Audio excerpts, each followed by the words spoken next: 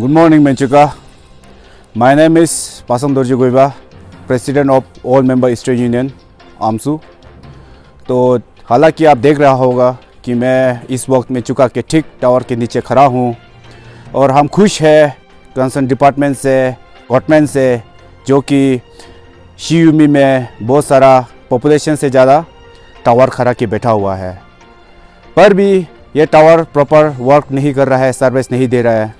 तो इस विषय में मैं एक दो बात रखना चाहूँगा कंसर्न डिपार्टमेंट से और कुछ मैसेज भी देना चाहूँगा जो मेचुका के वासियों से। डियर पीपल ऑफ मेचुका, आप सभी को पता है गांव-गांव में अभी नेटवर्क खड़ा है, पर भी ये नेटवर्क प्रॉपर तरीक़ा से काम नहीं कर रहा है।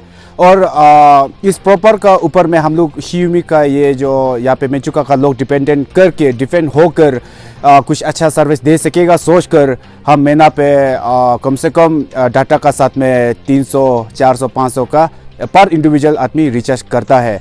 उसका छोड़कर फिर अल्टरनेटिव में हम जो है BSNL को भी रिचार्ज कर देते हैं। कभी कभी एयरटेल चला जाता है तो फिर आदमी डिपेंड होता है कि BSNL पे। और हालांकि आप लोग को पता है कि BSNL भी उसी तरह से प्रॉब्लम देते ही आ रहा है जब से टावर खड़ा किया है।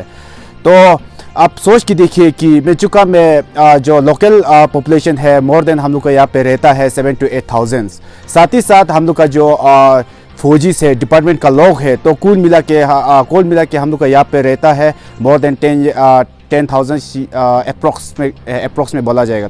तो उसमें अगर एक पर इंडिविजुअल एक महीना में 500 रिचार्ज होता है तो उनको अगर सबको प्लस किया जाएगा तो पॉपुलेशन का बेस का ऊपर में तो मोर देन क्रोर्स में चला जाता है। तो ये पैसा जो है कहीं ना कहीं से डायरेक्ट एयरटेल कंपनीज वाला को और साथ ही साथ जो एयरटेल्स में वर्कर्स है जो भी सब में जाता है। तो ये पैसा कहाँ जा रहा है, क्यों वेस्ट हो रहा है और इसका आउटकम लोगों पे हम क्या दे रहे हैं सर्विस। साथ ही साथ एयरटेल टावर और जो मेरा पीछे जो खड़ा है इंडस टावर किस तरह से काम करता है, तो इस विषय में मैं कुछ जानकारी प्राप्त करने के लिए यहाँ का जो ऑपरेटर से है मैं पहली बार में मिल चुका हूँ और बात किया है। तो उनका कहना यह है कि तातो टू मेचुका बीच में बहुत सारा टावर्स है, तो वो टावर को डिवाइड करके ऑपरेटर बैठता है। तो मेचुका टू तातो का बीच में 2 ऑपरेटर रहता है। तो यहाँ का जो ऑपरेटर है वो तकरीबन यहाँ से 3 टावर्स को हैंडल करता है। यहाँ पे है ये छोलिंग साइड में है और साथ ही साथ नीचे करता एरिया में भी एक है, तो वो चीज़ को ऑपरेट करता है। तो उनका कहना ये है कि जब रात को जो अभी हाईवे कटिंग चल रहा है आप लोग को सब पता है, तो उनमें हाईवे कटिंग में कभी कभी रात को फाइबर कट हो जाता है। और साथ ही साथ कभी ऐसे उनका बोलना ये है कि मतलब डीजे जब जनरेटर जो डीजे है वो भी कभी कभी ऑफ हो जाता है। तो उनका कहना यह है कि डीजे में तकरीबन 200 लीटर का तेल जाता है। वो जो तेल है 1 महीना तक तकरीबन चलता है। और जब बैटरी डाउन होता है तो डीजे खुद से ऑटो होके ऑन होता है, तो उसमें भी कुछ सारा इश्यूज होता है। उनका काम ये है कि ऑपरेटर जो है उनको हैंडल करे और वो चीज़ को प्रॉब्लम को सोल्व करने के लिए ऑपरेटर को रखता है। साथ ही साथ जो फाइबर का बात बोला जाएगा तो ये इस प्रॉब्लम को भी सुधारा जा सकता है।